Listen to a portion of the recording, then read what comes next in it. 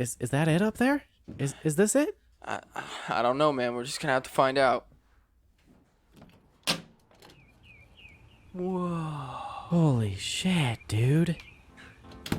Violent towards his junk, but no, don't do that. You're gonna have a problem with strawberries when you grow up. I remember doing this as a child. Butthole. Stop it. Skirt. You think I'm ugly? You're a little ugly. I disagree. I have a reason to live. Okay, cool. This is good. I guess this is just shit. My life is just shit. This shit ain't cooked. Everything's gonna be okay because there's a grape under my fridge. Bitch, you can't do this without me. And she goes, what the fuck are you doing? And I'm like, pig. What does it sound like? Anyway, back to the fun. Fucking roasted. He's too, of course he's not. Clobber. What the fuck is going on here? I gotta go tug it. We're gonna go tug it, guys.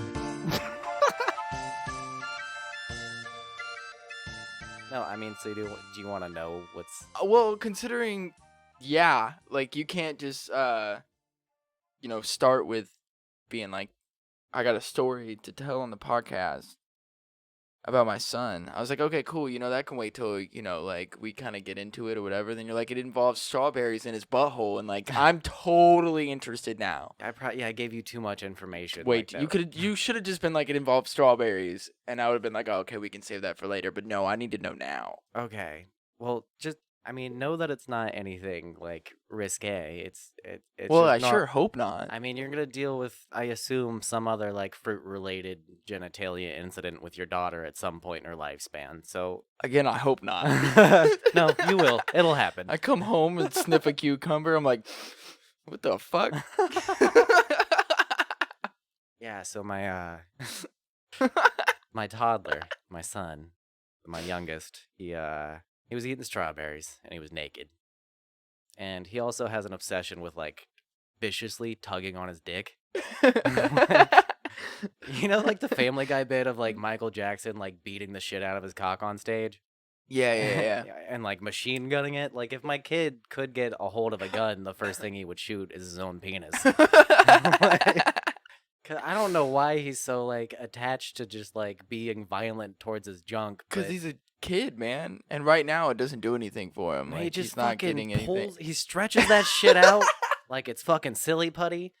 And, like, his balls haven't dropped, obviously, so he just plays with his sack. And, like, and he doesn't know. It, like, it's fun for him. He's curious, yeah. bro. He just, I don't remember who had the old bit about it either, but it's like, if you're not, maybe it was Louis C.K., who, people have feelings about him now, but whatever. Should we even mention him on the podcast without getting sued? I mean, I'll save it for later, but I love Louis, regardless of what happened. Like, I think he's one of the greatest comedians Agreed. of this generation, at least. Anyway. So your son is naked eating strawberries. Yeah, so tugging on his penis. There's the bit, Louis C.K. had the bit about, like, if God didn't want you to masturbate, then why would he put your hands, like, right there? Like, your arm length is, like, you're at dick level. Like, your hand just rests there naturally. My hand? Hold on, I'm going to check. Pick your shoulders up a little bit. I guess you're right. Hold on. Let me you're actually, just slouching a little. I am slouching a little. Hold on. I'm going to actually, like, stand up properly. I can put the microphone up here, too. Cool. Okay. So then just move my... Oh. It goes right for your... And when you're sitting... If I put my shoulders, like, straight and then just, like I'm looking forward and not, like, look down and slouch my arms. Even if I slouch a little bit, though, like, my hand is still, like, over my dick, you know? So, yeah, okay. All right. So my point with that is, like, you're going to play with your dick because it's there, especially as, like, a 2-year-old. Right. He just wants to fidget with something all day, and it's, like, that's where the hand naturally falls anyway. Mm-hmm. So, yeah, he's just always beating the shit out of his penis. And he was eating strawberries while also doing that with the other hand. And then he takes a bite of the strawberry he's got, holding it by, like, the green leaf part, all, like a little 2-year-old, like, Yeah. And he's playing with his junk with the other hand. And then his other hand falls down with the bitten off, freshly, like, the juicy part of the straw, and he puts it under his balls and rubs that bit of it around.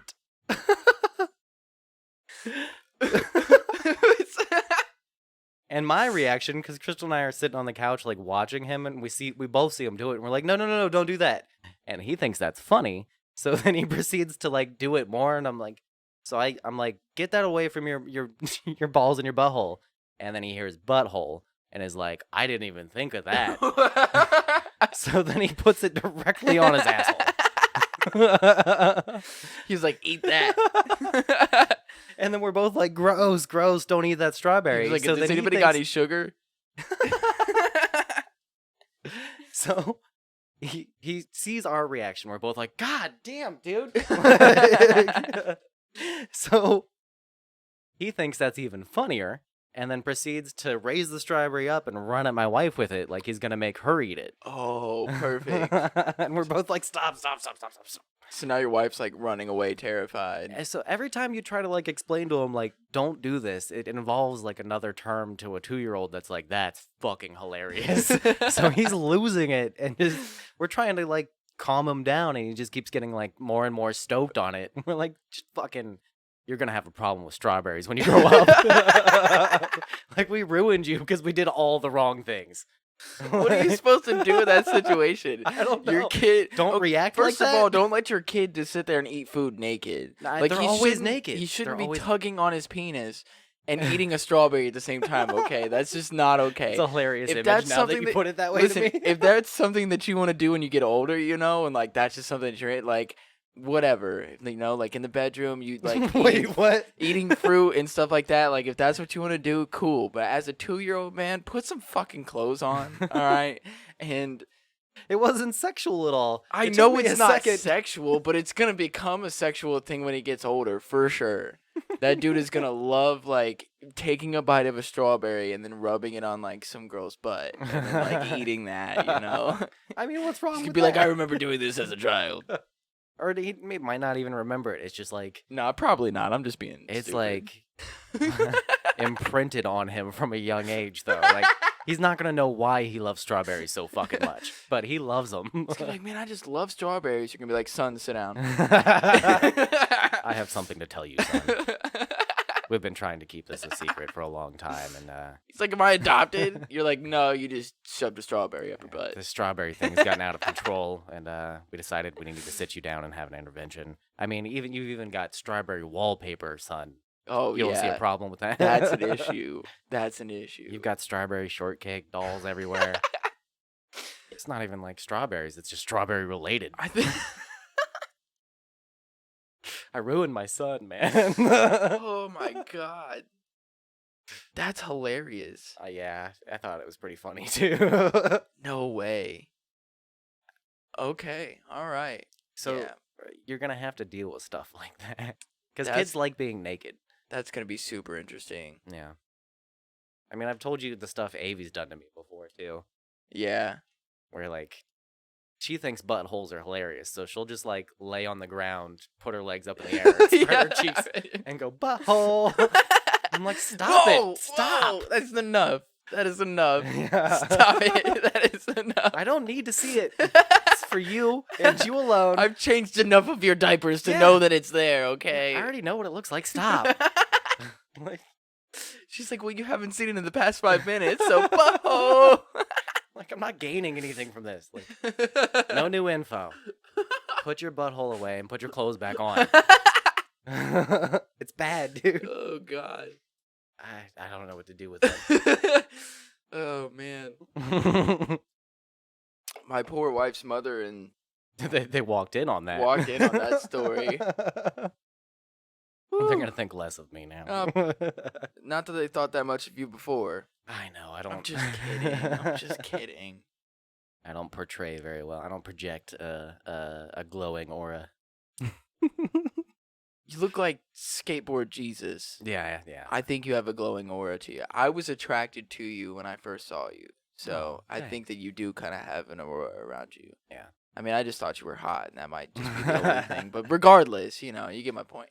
I don't know. I get random people that just talk to me out of nowhere, like just people tripping in the streets. Stories I've told you about that, or just like Yeah. random people at gas. Like people just walk up to me like I'm like. You're an approachable guy. I guess I don't, cause like inside I don't feel that way, but on the outside I guess I'm just like, hey guys, what's up? I also feel like with me, I feel like I have a resting angry face. yeah, You know? kinda. Yeah. Oh Yeah. yeah. I know I do. Especially while you're driving. Really? Yeah, when you're focused, you kind of just go. You need to shut the fuck up. I don't know, man. That's just my face. Most of the time, I'm not like angry either, but I guess I just kind of have that face. Maybe, okay.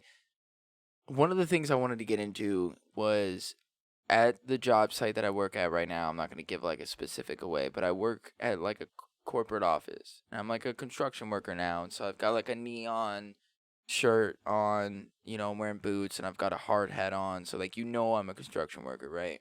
But when I'm walking like through the halls and stuff, like women especially don't look at me at all. Like, they do not make eye contact with me. They don't fucking glance at me. Like, they will specifically, like, look at the ground or, like, look the opposite direction. Like, somebody could be talking to them, like they'll be on, like, the person will be on their left and they'll be, like, talking to them. And then when I go walk by them, or even other construction workers, they'll turn their head the other way and, like, specifically look away from us or, like, look down at the ground. Yeah. I do kind of get it, though. What do you think it is? I know what it is. Do you know what it is? I know exactly what it is. Because I have a theory, but I'm curious what...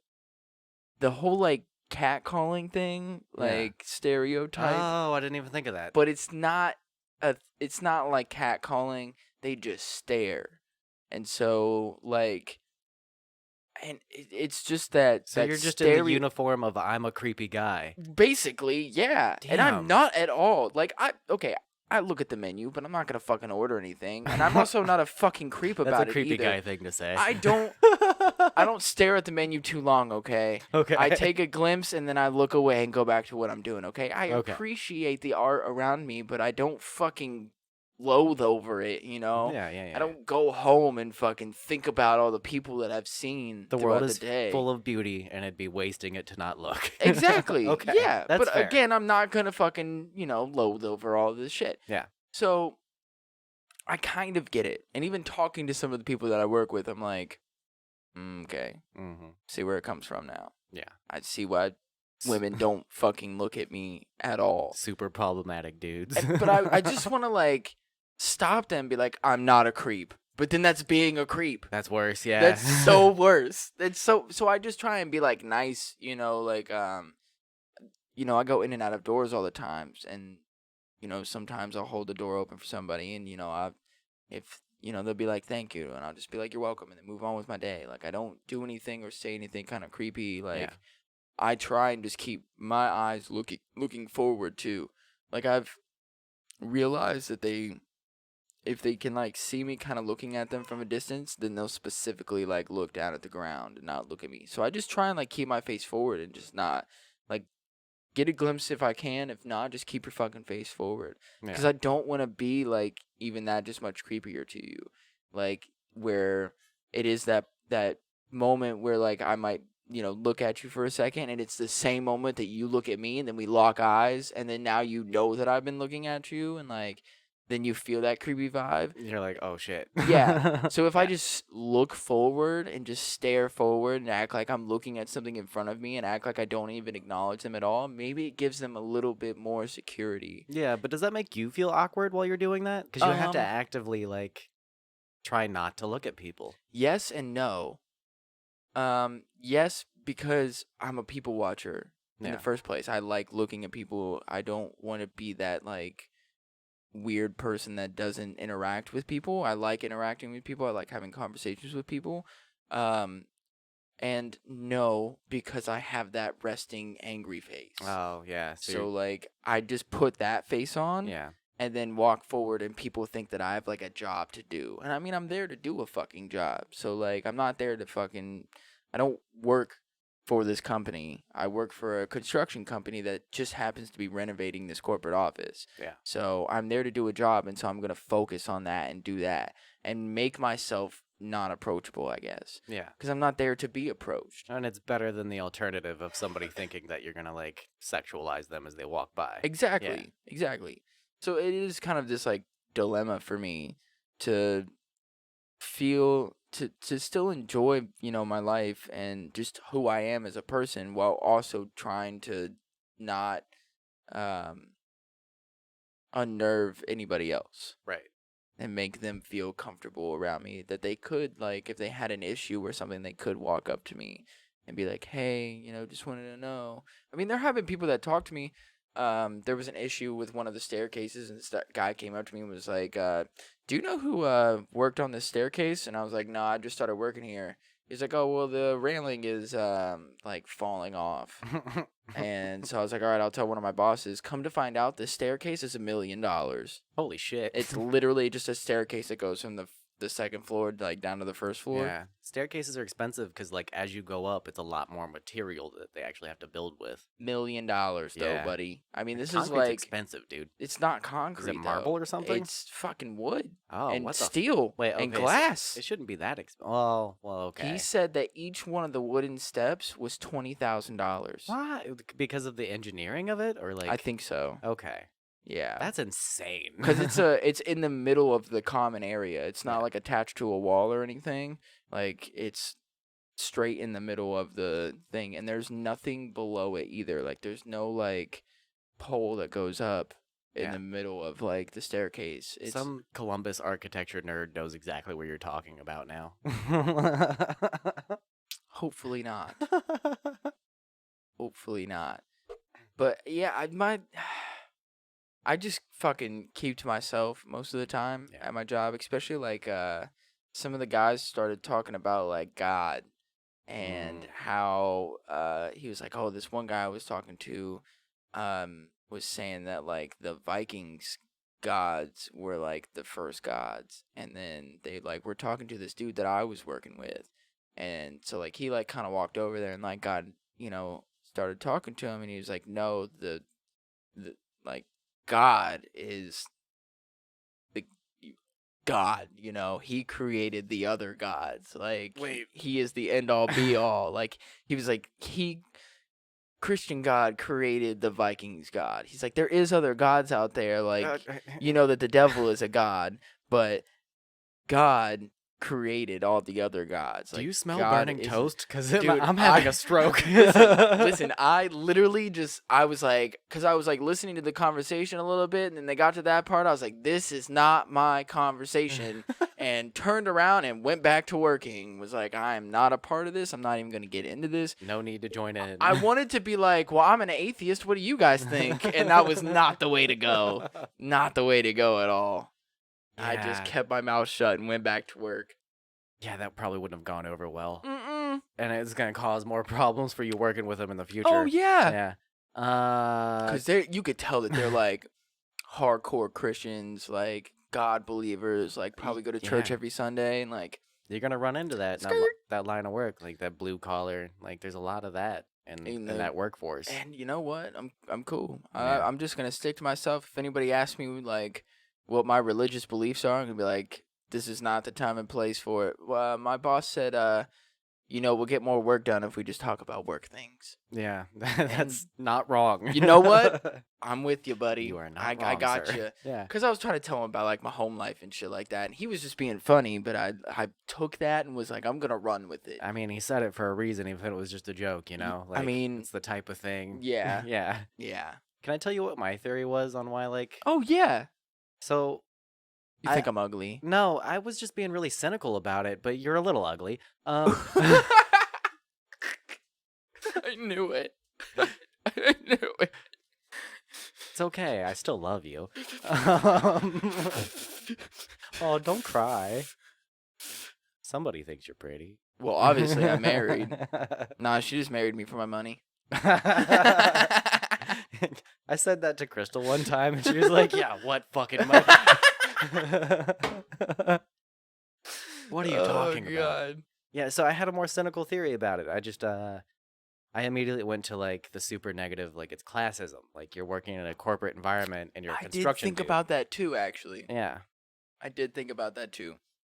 That like maybe they're just looking down on you. I'm that's just a why they piece of won't- dirt, Yeah. basically, because I'm working in the construction, even though I make hella good money. Yeah, it's like don't talk to the orderlies type thing. So, Yeah. yeah. Nah, I feel like they might probably think that way, but if they really knew like how much I make, I at the end of the year and like with everything, I could make potentially more than some of these people. Yeah. Not some of the like high end people, but I could make just just the same amount, if not more, than some of these people. Yeah. Seriously. This is me being more cynical again, but like it's not always the money too. It's more just like the environment of like I work this cushy office job versus like you work with your hands. And some people have this weird mentality about it where it's like I I'm love somehow it. better. Yeah, I I think fucking love it, man. it develops you as a better person having those experiences and like you've worked with your hands and you know what that's like. So I think it's I mean, good overall to have a well-rounded life. even going from like working in the restaurant to like construction, like the restaurant, it was the same thing like every day. It's the same food, like the same area that I work in every single day. I'm constantly cleaning up and like setting up and tearing down the same thing every single day. But with, working where I work now, I'm constantly moving around, and it's a quarter mile building by like almost a quarter mile like wide. So like I get my fucking steps in, but I like help take out trash and stuff like that, and like clean up certain areas. And then like I was pouring concrete the other day. Nice. Did over 2,000 pounds, like lifted over Ah, 2,000 pounds of fun. concrete. Yeah, those bags suck. There was 2 pallets, each had 16 bags on them, and each bag was 80 pounds. Dude, no. Yeah. Yeah, and the guy that I was working with is 63 years old. Yeah. So we didn't want him to lift up the bags, so I did all the lifting and stuff like that, and was like, and he was kind of teaching me, and but it keeps my mind busy. Like it keeps, I'm doing different things, and I'm working with my hands in a different way. Like I might have been creating food, but again, when you do it the same thing all day every day, like there's not really a way to like perfect it. I mean, there is, but like it's different. Like it's the same fucking food, Yeah. Like all I have to do is make this. Once I make it perfect that one time, I can do it again and again and again and again and again. Right, and it's not like you're like Jiro Dreams of Sushi or some shit either. It's like a Mhm. corporate chain. Where, Right. Like, yeah. But with this, like even doing the concrete, each hole was different, and so I had to maneuver things and figure out how to pour the concrete in there to make it work and all this other shit. The guy that I was working with actually stopped at one point and was like, because we, I kind of got into talking. And I told him about like why I got the job and stuff like that. And like later on, he was like, "Man, I really like you." He's like, "I can tell that you're a family man, and that you really take pride in what you do, and that you got a good work ethic." He was like, "I'm proud of you." I was like, "Holy!" Like I almost started like tearing up. I was like, "You don't even fucking know me." Like I might have told you a little bit about like why I'm doing this and shit like that, but like just from him seeing like how I worked and Yeah. like how I acted and shit like that, like he told me that he was proud of me, and like that shit hit me so hard.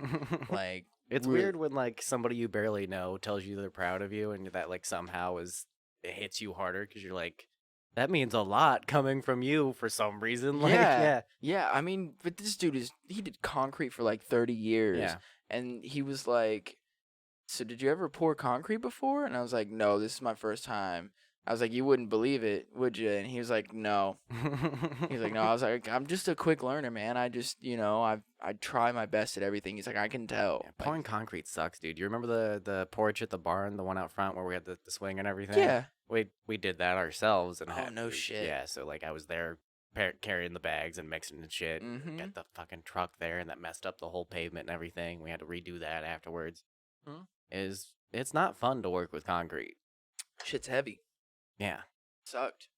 But I enjoyed it though. I really did. No, and like I said earlier, it's like it's a good. It might suck while you're doing it, but it's a good experience overall. That fucking paycheck too, buddy. Yeah, I yeah. tell you what.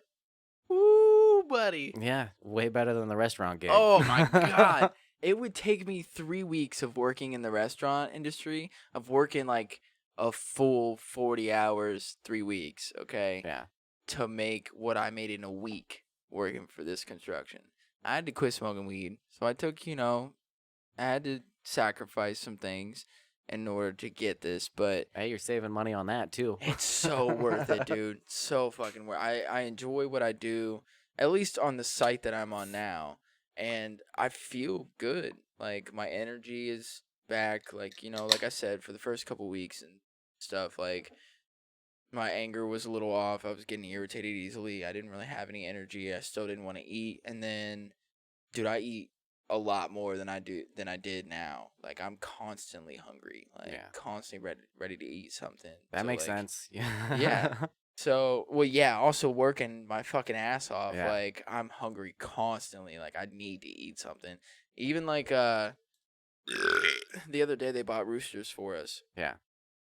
So I saved my lunch. You know, I packed a lunch that day, so I saved it. And on my way home, I ate it, which was literally like 2.5 hours after I'd eaten roosters. I was like, I'm still starving, and ate my ham sandwich and my PB&J sandwich on the way Damn, home. dude. Yeah. Packing it down. Oh yeah, I It's was like, like starving. With Cody, who's been on the show when he was living with me, when he was doing the contracting. Yeah. Like, that dude could. I was always amazed because we'd make like a big pot of ramen, like 4 packs of ramen, and usually when it was just us eating trash food and the girls had already gone to bed and we're up late night drinking, and we're like, let's just make a big bowl of noodles. Yeah. He would eat the whole fucking thing and I'd barely have any, and I'm like, damn, dude. And then he'd go get snacks and he'd already eaten dinner before that, and I'm like, you fucking pack it down. Yeah, dude. It's that fucking hard physical fucking labor shit, man. Yeah. Shit fucks with you. Is there any other fun characters you've met on the job? Well, the dude that I like work with, that's kind of like my like, I would call him my manager, because he's not like one of the big boss guys. He's just like one of the people that like manages kind of like the cleanup and like taking out the trash and stuff like that, and he kind of manages the other employees that do that sort of thing. The laborers is what what I guess I would call them, because you've got like carpenters and electricians and things like that, and we're just kind of laborers, so we just kind of do whatever. Yeah. He's a character. He's Yeah. a character in himself. How Like so? when okay, all right, okay, all right. Examples. So when I first called him the first time, because like I went through the company and put in my application and everything, and paid my shit, and then he was like, all right, well, here's the number, call this guy and he'll tell you where you need to go and what time to come in. And so I called him and he goes, who are you and what do you want? Who's your daddy and what does he do? Who is your daddy and what does he do? Which immediately threw me the fuck off. Threw me off so hard. Yeah. Like, cause I was at my old job, and I can say It's like talking about your ex. fucked up, please. Never going back. I'm not ever. Nope. Even if what I'm doing now doesn't work out, I'm still not going back there. But I was working at my old job, and I went out on a break and like called him, and so I was like kind of in this mindset, and I'm like super excited, and he like picks up the phone. He goes, "Who are you and what do you want?" I go, my name's so intimidating. My name's Austin. So and so told me to call you. I'm supposed to start soon. He was like, oh yeah, okay. So blah blah, and just like went on and was like super nice after that. Yeah. And like even like meeting it, he's just like I'm trying to figure out a way to explain him. He's cool, but he's also like straight to the point. Yeah. And like, No bullshit. I mean, he still bullshits and stuff, and like we have fun and shit. Okay, so he is cool. It's hard to explain, man. Yeah. Like What an enigma of a man. like we when we were doing the concrete, these guys kind of stole our extension cord, and they were using it to like Oh, okay. mix So you some meant, other like, stuff. legit No, stole. no. They were like, it was still in the same area. They were just using it. Okay. And so like the dude I was working with like called my manager and was like, hey, we need an extension cord. And so he comes back with an extension cord, and he's like, I don't know why you guys are asking me for this extension cord. All this shit should have already been plugged in and ready to go before the concrete got here at like 11 o'clock, because we start at 6. And so it didn't get there till 11 o'clock. But he was like, all this shit should have been plugged in and ready to go. Like, you knew that this was happening. I shouldn't have to go get you an extension cord. Like, this shit should have been set up and ready to go. Yeah. And then like later on, like I go up to like talk to him about something, and he's like, hey, I just want to let you know, like I wasn't like trying to come at you or anything. Like the guy that I was working with, like he he was like, he knows, or he knew that you guys were doing this. He's like, you should have had that shit plugged in so they didn't take your extension cord, because I'm not going to unplug something that's already plugged in. Yeah. We had unplugged it from the last night, whatever. So, but he was like, he knew that he was going to need to do this, that this should have been set up. So, like, I wasn't coming at you, but, you know, this shit should have been all set up and ready to go. You know what I mean? And he says that a lot, too. He's one of those guys. that, Not like, mean. like no matter what it is, you know, he'll be like, oh, you know, there's just an easy way to do this. You know what I mean? And you're like, yes, I know exactly what you mean. He's like, oh, it's almost time for lunch. You know what I mean? What do you? No, what do you mean? Yes, I get it. Okay, like I got it. Thank you. It's That's a weird thing to say. What do you mean after though? Like it's almost time I'm just for giving. lunch. I don't know if that's something that he's really said. I'm just giving you an example of like That'd how be such a ridiculous sometimes it crazy gets thing though. to say. Mm-hmm. Other than that, the one lady I work with is just weird. There's She always the one weirdo. She talks a lot. She Yeah. just wants to tell you her whole fucking life story, and like that's cool, whatever. But I got a dude like that at my job. I just have to like find a moment to block you and walk away. Like I gotta quit locking eyes with you and quit associating myself with you for a second, so I can just walk away, Yeah. even if it's like mid sentence. Because I've lost interest, but because I'm a nice person, I'm gonna sit here and listen to your story Mm-hmm. and what's going on. But I have a job to do. Yeah. And I need to go do that. So I'm gonna go do that. Yeah. I'm incredibly guilty of the same thing. Where you know me, where like the anxiety piled on top of like just being raised super polite, like manners is key. Yeah. So like I don't walk away from conversations unless like there's an end to the like we both agree Yeah. we're done. Yeah. So I made the mistake of telling this new guy at work. I hope he never listens to this because he'll know exactly who he is. But I made the mistake of telling the new guy at work that I used, you know, Yu-Gi-Oh, right? Like Yeah.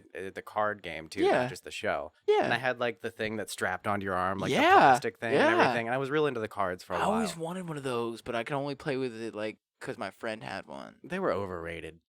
Like, I disagree. well, because there's certain things you can't do when you have the cards. Like, I mean, it's cool, but like, I don't want to get deep in the fucking nerd vines of Yu-Gi-Oh playing. Nerd alert. Nerd alert. But yeah, so I made the mistake of telling this guy that like I used to be into that, but he is still into it on like such another level that I never was. Oh. And he's into like Dungeons and Dragons, and he's Oh. into Magic the Gathering. So he starts telling me about all those, and then Nice. it's like break time, and he's like following me out to my car, and like still talking to me about all this stuff. Oh, and he's creepy. walking back from my car from break with me, talking to me about the stuff. And he's like waiting for me to go to the bathroom, and then like he'll follow me to the bathroom to ask me questions about these card games. You and like were his saving grace. I'm the one That guy dude that was like gonna commit suicide that night, and then you were like, "Oh, I like Yu-Gi-Oh cards," and he was like, "I have a reason to live." I took the bait and bit so hard, and then I couldn't let go because like I can't. The guy's being like he's a super nice guy. It's just like You saved that man's life. Is all I'm saying. I You hope can't not. ever not. I kind of hope not. Like, I don't want the guy to do anything bad, but like I wish the guy well. He's a nice guy, but like I don't want to be that guy for Yeah, him. I hope you're not his saving grace. I'm not Fuck. your hero. That's one sad poor motherfucker if you're his saving grace. Yeah, but I do that all the time. Where like I just want out of the conversation, and it's just like, oh, I'm so sorry. Yeah, yeah. I hate that shit, man. Yeah. Sometimes I just tell people I gotta go. Uh-huh. Like I need to get back, and then they'll be like, "Oh, okay." I always feel so rude doing that, but you got to sometimes. Yeah, it's seriously. It's like you got to make there's a math equation there of like how worth it is this Yeah. to my time. Sometimes, like with my job, it's like where I'm at, and because of my manager, it's a little lenient. Like they're Mhm. like, you know what has to be done, so I just want you to get that shit done. You've got like a checklist, and then you've got a set amount of thing. Like, And okay, so I get a break I start at 6, get a break at 9 for 15 minutes, get a break at 12 for 30 minutes, and then we leave at 3. So I get like an hour of overtime, so that's cool too. But you can't smoke on site. Mm. With the construction company that I work for, no matter what site it is, you are not allowed to smoke on site. And then where the corporate office is in a giant circle. Like there's a road that's a circle that goes all the way around it. You cannot smoke anywhere inside of that circle either.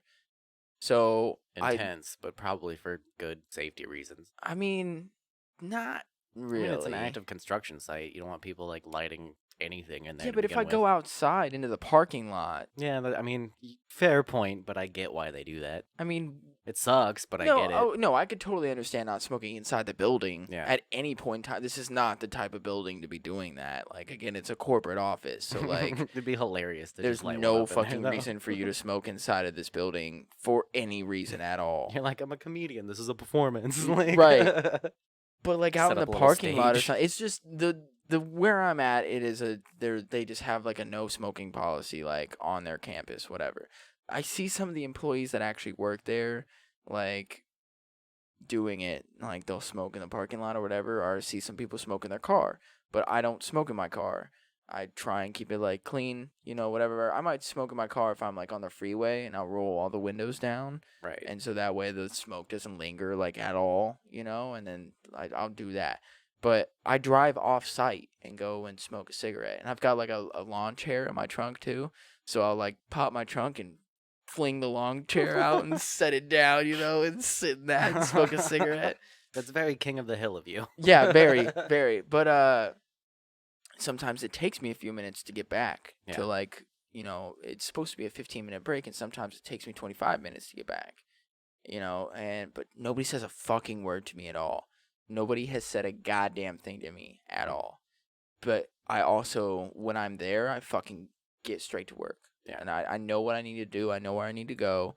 And I get that shit done. And then if I'm done with it, I'll call my boss and be like, hey, I'm done with this. What do you need done now? Like, what's up? What's next? Sort of shit. And like even the dude saying that he was proud of me, like, he can even see that I have a good work ethic and shit like that. And that I want to work. I'm here because I have a reason to do this. And I'm trying to set an example for myself. I'm glad to know that it shined through also. But it's a little lenient, like coming back from lunch. Sometimes I go out and, get something and it takes me, I might be like 10 minutes late. The dude that I was pouring concrete with wasn't back for another like 15 minutes after I was 10 minutes late. Yeah. So, yeah, Uh-huh. it's a little lenient. Yeah. I actually want to take a smoke break. Okay. All right, you guys, welcome back. Sorry, we just started talking about Wes's kid and strawberries in his asshole, and forgot to kind of intro the show. Oh, yeah. So welcome to Blues Guys from the Basement. I'm Austin. As always, is Wes. And I didn't even realize we didn't do that. I didn't realize either until we were just sitting here and about to ready, coming back from the break, and I was like, oh, we probably should intro the show. I mean, yeah, probably. It's not really an intro anymore. It's more like a mid-tro, but you guys know who we are. You get the point. Intro. What up? Hi, guys. This is us.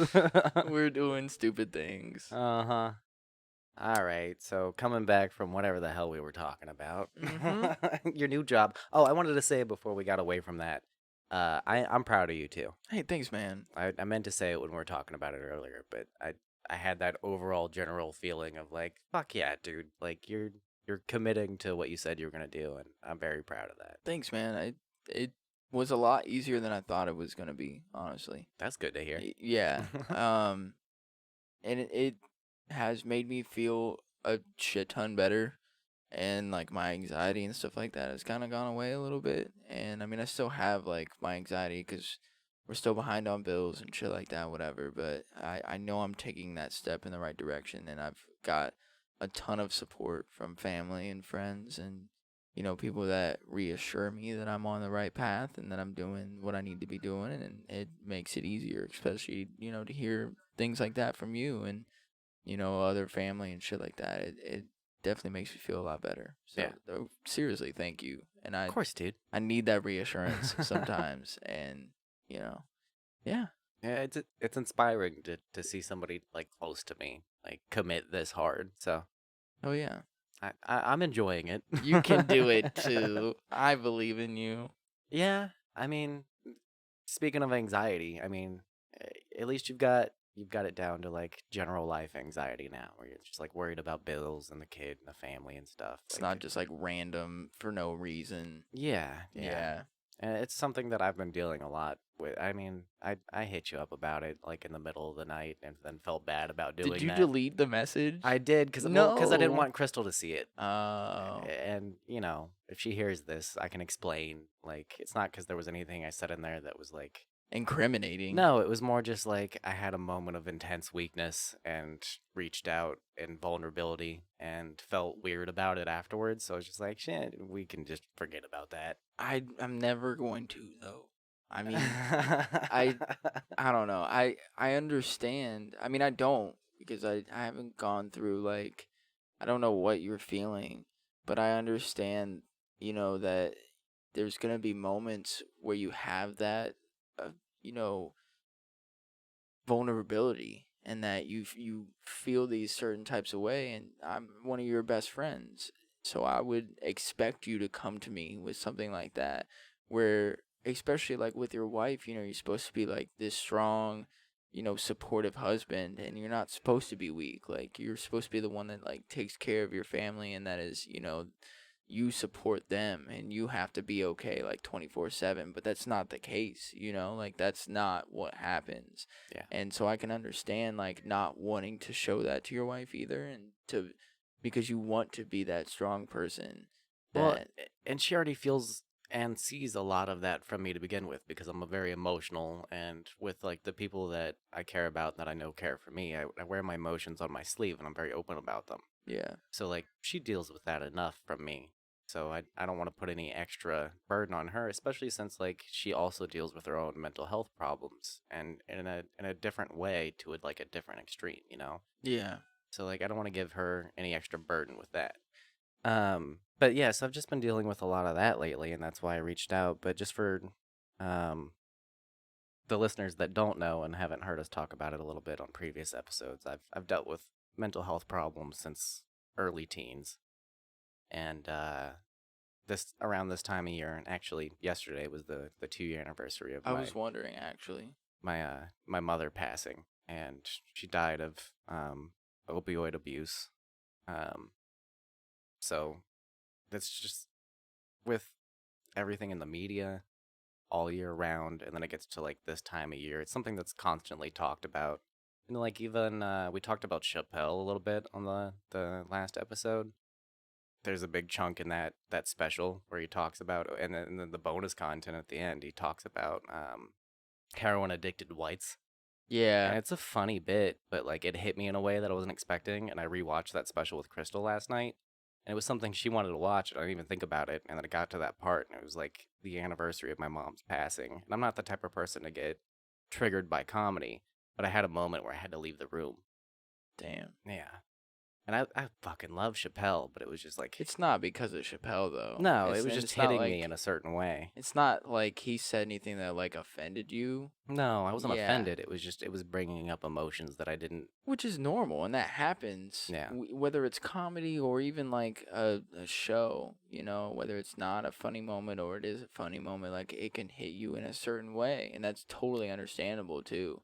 Like, I was watching a comedy thing from some dude, and he was talking about, like bad cops or whatever, and like this dude down in front like got pissed and ended up like leaving, and come to find out like he was a cop, and like of course. and he was like upset about this dude talking about bad cops, and he's like he must have been a bad cop because he got upset about me talking about bad cops. He's like I Mhm. know that there's good cops out there, whatever, and like the dude was drunk and started like fighting, but I doth protest too much. Like yeah. yeah. So, but I mean, so it can hit people different ways. This dude was also drunk and, being belligerent and shit. And I'm sure that you were drinking a little bit too, Yeah. but it hit you in a different way. It's not like you got mad and were like, oh, Dave Chappelle is making fun of, that shit, It was whatever. more, I just don't want to cry right now when I'm having such a good time with my wife. Yeah. And I was trying to get through the day where, okay, so we ended up having a cookout at my grandma's as like just the family get together and let's talk about my mom and share some memories and have a cookout and all eat together and try and like feel better that day. Yeah. So the lead up to that was like I woke up just in the worst mood and I took a lot of it out on Crystal and my family and like felt super guilty about it about halfway through the day where like I just woke up as like an angry cornered animal basically and everything somebody said to me I was just lashing out.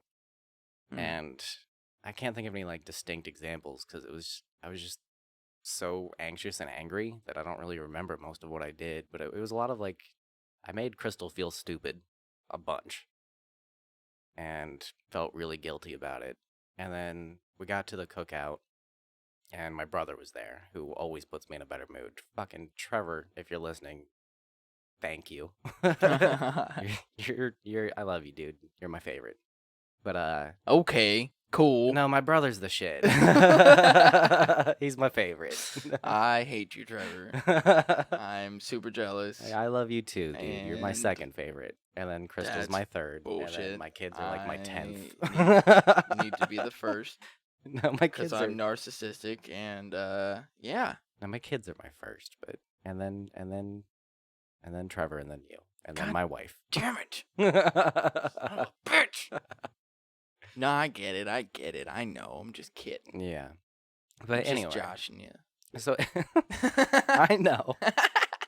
So it got to that point in the day where I was finally like I was coming out of my funk and I was starting to have a better time and like I didn't quite apologize, but I made amends with Crystal and was like sorry, I know this is a bad day for me. Thank you.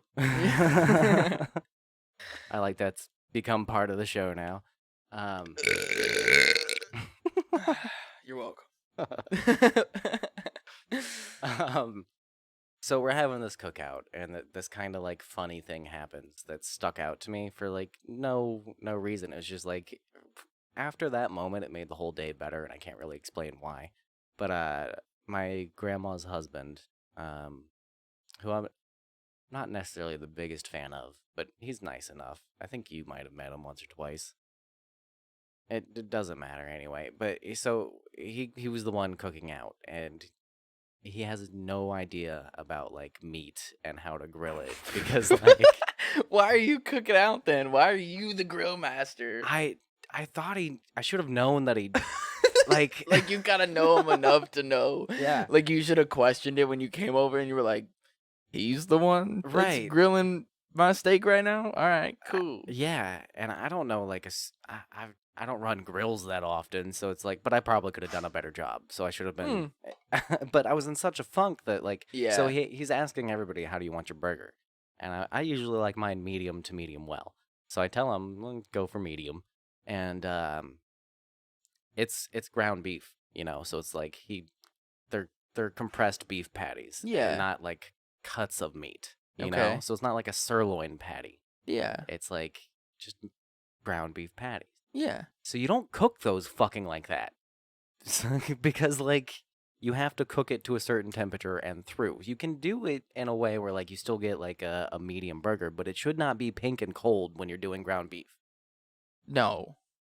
So I got a medium burger that was pink and cold, and because I was in such a funk, and because, so his family, like, they're all just clueless about meat, apparently.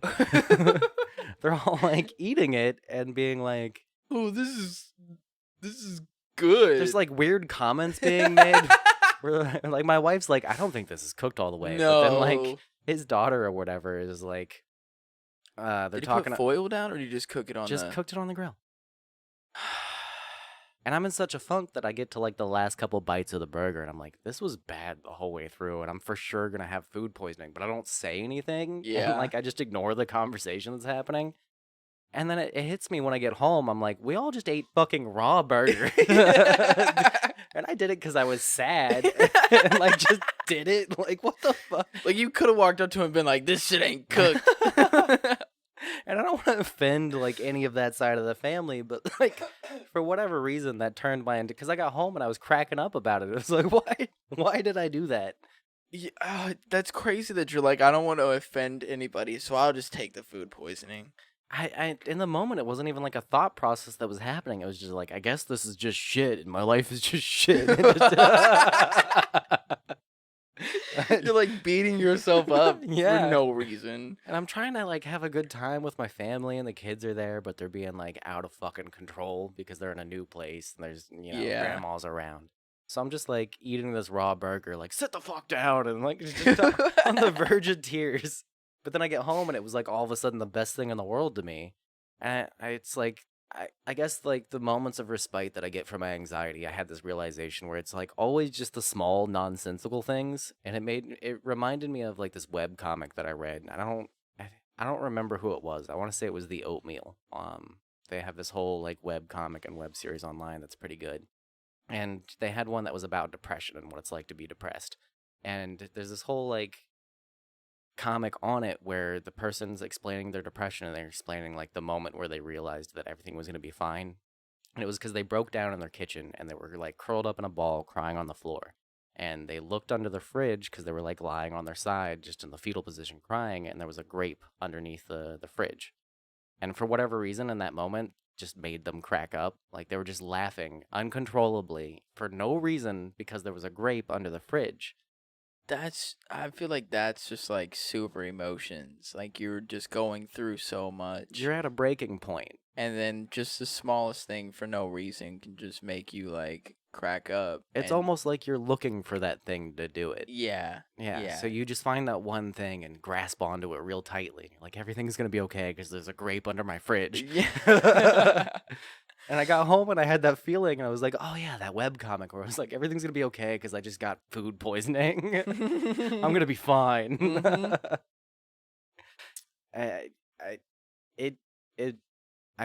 Everything about this has sucked the past 2 years. It still feels like yesterday. Like Yeah.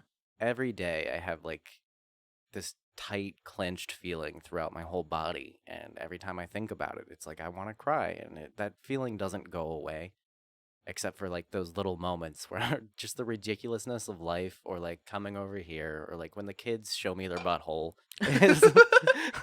When Do you're not take that out of context.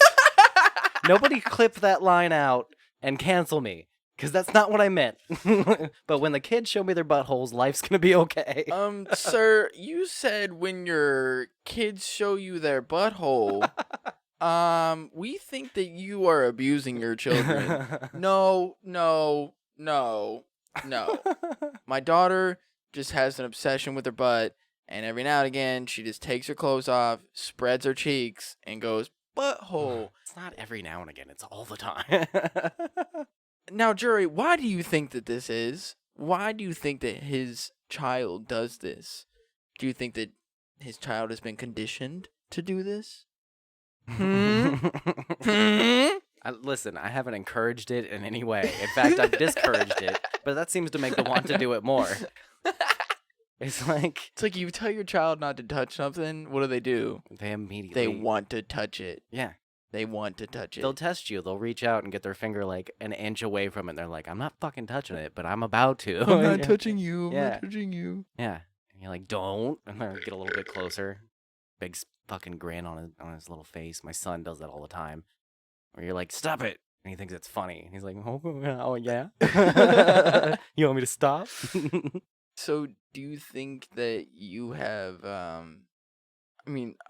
from what you said, it hasn't gotten any easier, but have you been able to kind of deal with it a little bit better after 2 years? No. No? If I'm being entirely honest. Like, in ways, yes. Like, obviously it's not as bad as the day it happened. Like, and it's not as bad as the week after. It has gotten better in that way, where it's like, yeah, time and distance helps. But that initial like emptiness and there's like a hollow feeling that just doesn't go away, and that's the part that's the hardest to deal with, because there's just a gap in my life that you can't do anything about. Like, it's just there, and it's always going to be there, and even if you try to like forget about it, it's still there. you can't change the past, so you just move forward with what happened, and it stays there. So Have you thought about like actually going and talking to a professional? I have, and we've talked about this a little bit. Where like I used to have one that I went to all the time, and I've talked to her recently once, but as far as like going all the time, I make a lot of excuses for why I don't do it, but it is a time constraint thing and with the kids and job, but it's also I recognize that it's important and something I should do. So I've been thinking about it. I definitely think that you should, for real. Yeah. Yeah, Yeah. I think I should too. It's Because just I'm a dumbass. Yeah. You can come to me with your problems, but I don't have a lot to give you well, part of it's except for just being supportive and being there for you. yeah, I've always appreciated that from you. Is you've always been very supportive and you're a good friend. And then the other side of it too is like when I say something on the podcast, it makes it more concrete. Yeah. So like this was definitely something that I wanted to talk about in more detail, and especially like moving on in the future. There's other things that I want to talk about tied to it, like the opioid crisis. Yeah. I've got a lot on my mind about that type of thing. I mean, I tried to read this article, but it had a whole bunch of viruses attached to it, so I couldn't really read it. But the basic of the headline was that your brain changes when a parent dies. yeah, And I could see that. Totally agree with it. I mean, you don't have that, like, I can't call my parents anymore.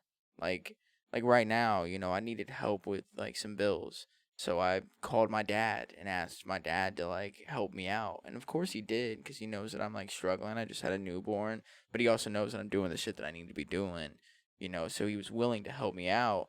But if he wasn't there, like that would change my whole like mindset. It's not like I can call my parents anymore and ask them for help, or I can't just, call them in general. So I definitely agree with that. I also do kind of think that there are maybe ways to reassure yourself of certain things. Like I might not be able to get the help or be able to talk to my parents, but I have my wife and I have, my kids and I have other family and things of that matter to look for when I have these, moments of weakness and vulnerability that we all have, regardless of whether it's that specific, bless you, specific situation or not. Yeah. I thinking about you and your mom, I have thought about losing you and how I would feel if somebody called me one day, bless you, and like told me that you were gone, and Yeah. like where would I go with my life in that point, and like what would I do with the podcast Yeah. and like all that other shit, and like Bitch, you can't do this without me. I know. And I even like I had this thought of like it would be a while, but I would end up doing an episode and trying to like publish it where I was like, this is the last episode. Like I'm not gonna do this anymore. This is what happened. And I kinda have to move on with my life and go forwards. But just so any of our listeners out there that actually, want to know why we haven't been posting, this is why, yada yada yada. Yeah. I've gone through all that in my head. Fuck, dude. I mean, God forbid, but Definitely God forbid, okay? Like seriously God forbid, but like my mind is fucked up in those ways. And like I think about like of course my initial thing was, what if my mom wasn't here? Yeah. Like how would I feel? And like what would I do? And like I told you that like after I went and saw you the day after you like found out and you were at work, and I came and saw you on your break, the moment I left I called my mom and talked to her. So like I had all, even before that, like I had already thought about it and was like, what if my mom was, what the fuck would I do? I was like, I don't fucking know. I really don't. I mean, I would just have to keep pushing forward with having that in the back of my head, that you're constantly thinking about it, and that it's something that like it's like having a mosquito bite that never goes away. where it constantly itches, and like you might forget about it for a little bit just because it itches all the time, and like eventually you get kind of used to it, but then after you sit there for a second, you feel it start to itch again. Yeah. And then it's just constantly there for the rest of your life. And I I hate it. I really do. I hate even thinking about it, and I wish that it was easier to accept the cycle of life. And I mean, even in that article, like they were like, it's it's easier when you have you know that it's coming. Like your parent gets sick, and then you can say your goodbyes. And, Gives you time to process. Yeah. Yeah. But when it's something that's out of nowhere, that makes it even worse. Well, I mean, kind of reading the article, I was like, well, duh. Yeah. Like, Well, I'm sure like when somebody's parent or grandparent or close family or anybody that they're close to dies in like hospice or something, that you're always gonna remember that day. But there's like a different feeling about that day than you're just out having a night and you get a phone call and then your world shatters. Like you're always gonna remember that moment and like the feelings associated with that and just how like I learned distinctly, like in a way that I hadn't before, because I'd been through deaths in the family before that like people that I cared about, but it just wasn't my mom, it wasn't like somebody that was like my best friend. right. And like just that feeling of having everything that you knew ripped away from you and you didn't even know that it was going on and there's nothing you can do about it and now it's done. Like that feeling and confronting that was I'll always remember how that felt in that moment of like it just felt like everything was crashing in and everything was permanently changed and there was nothing to do about it. And it's the most helpless I've ever felt. Man, I miss her more than anything in the world, and I'd do anything to get her back, but I know I can't. So it's just like you just have to move forward with it. And I don't want to make this about just my mom, but as far as like people going through a loss, it's important to, like you were telling me, it's important to talk about it with somebody. It's like it's a lot to bottle up and just keep inside of you. Definitely don't think that you ever should, honestly. And Yeah. it makes me feel like better that you even want to talk about it. And I mean, especially on the podcast, like this is a very, open area to talk about it. I mean, it does make me feel better because I know that you're getting to kind of like a certain point, and I know that it's never going to be easy, and I won't ever think that it ever will be easy. And I know it's hard, but I'm glad that you feel comfortable enough to have these conversations with me, and that you trust me enough, even though that I don't know shit, and I'm just a dumbass most of the time. I think more highly of you than that. Well, there's your first mistake. Alright, that might be fair, But but No, but I think it's good though. I think it's good for you to have these conversations, as difficult as they are, to maybe help you get a little bit closer to that closure, and to maybe realizing some things that maybe you didn't realize before, and learning some things that would help you with your day-to-day life. It's not like I don't think that there will be that thing that it'll like click in your head and be like, oh, I'm good now. Like Yeah. no, especially with the way that everything happened. Like I'm sure that it'll be something that will affect you for the rest of your life. But how do you deal with it, is what's going to make that difference. If you go down these wrong paths, then it's only going to affect you even worse. Yeah. So finding the right paths to help you deal with it on a day-to-day basis. And that's why I say that you should go and talk to somebody, a professional, and I know you don't like groups, but maybe going to a group, or finding somebody specifically that has kind of gone through the same thing that you have, that would be able to give you more information, or maybe some ideas. Like they may not be able to give you the answer, whatever, but they might be able to give you some more ideas to helping you, with your day-to-day life. Yeah. And also confronting some of these feelings that you have. and how to deal with them in a positive way. No, you're absolutely right on that point, and it's something that I think about a lot, and it's something that like just from the podcast perspective, like if you're going through something like this as well, is definitely reach out to people. Even though I haven't done it yet myself, and I mean this is something that doesn't get talked about a lot, but there's emotions that you wouldn't expect that happen when you go through something like this that like I never would have thought, and like there's a guilt associated with losing somebody, and it's not just like, oh, I could have done something. It's also like, now that I'm 2 years into this, I know it's wrong, but I have this guilty emotion of like carrying this around, and there's the sense of like I should be more over this by now, which I know is not true, but it's something that I feel. And then the other side of that is like I shouldn't be burdening people with this, even though it's something that has heavily affected my own life. I feel like now I'm this disease that walks around and makes everybody feel like shit because of it. And I know that that's absolutely not true. Yeah. So, like, Good.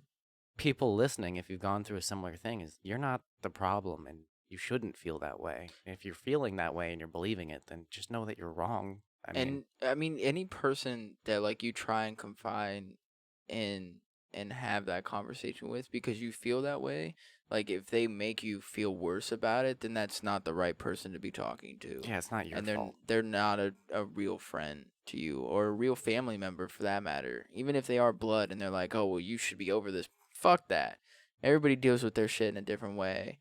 And no, I would never ever like sit here and be like, you should be over this by now. Yeah. I mean, again, there is that other side of it where I'm like, if you weren't taking the right paths, There's a healthy way to deal with it. yeah, if you were doing it in an unhealthy way, and we kind of talked about some of the things that have been going on in your life that I do feel are kind of leading into an unhealthy way. Yeah, I've let a few things slip.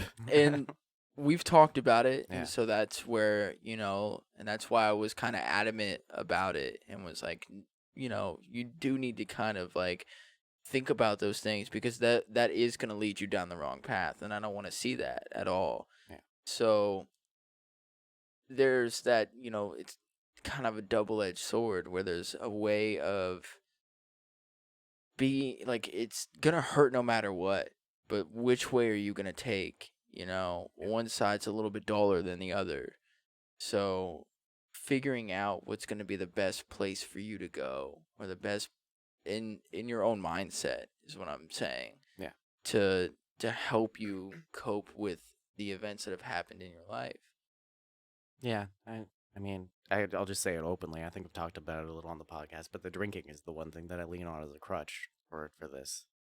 I mean, the weed was a thing that I did even before Mom died, and I still do that just as it makes me less anxious. Yeah. But the alcohol, ever since it happened, is definitely ramped up, and like you said, we've talked about it, and I've been cutting it back because I know it's something that's affecting like my mental state because I'm numbing a lot of the feelings so that I don't have to feel them by doing that.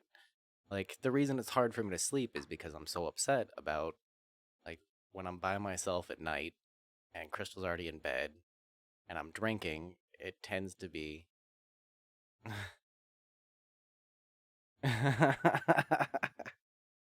miming. Stop. My wife's over there like pulling her shirt up behind your back.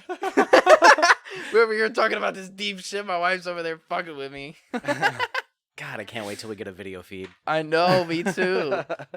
But yeah, so it's just like I know that it tends to lead down that dark path, and that's another thing that I wanted to say out loud on the podcast, not just because now that I've said it, it's something that I know is more concrete and I need to stick to because now people have heard it from me. But also, like, alcohol's fun, but it's not the way to deal with your problems, and Yeah. it shouldn't be used in that way. It's not a medication for the way you're feeling. Fuck, no, it's not a medication at all. It's a poison, and Yeah. it treats your emotions that way, where you think more poisonous thoughts. Like, that might be a bad analogy, but it's true. Where, like, even if you're a happy drunk, if something bad is going on in your life, it's gonna change the way you think about that in a negative Immediately. way. Yeah. I'm one of those people that like I'm a happy drunk and then something happens and like it's like a switch. Yeah. Like literally, then I'll just be in a shitty mood for like the Mhm. rest of the night.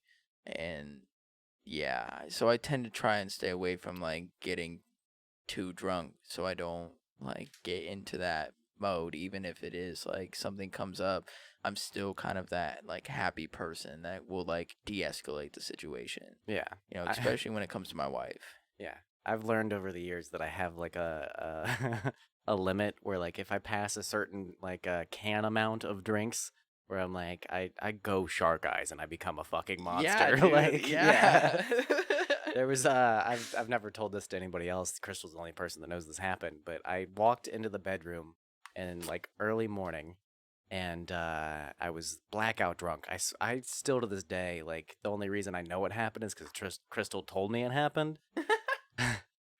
I pulled my dick out and just started pissing on the bedroom floor. Oh, what?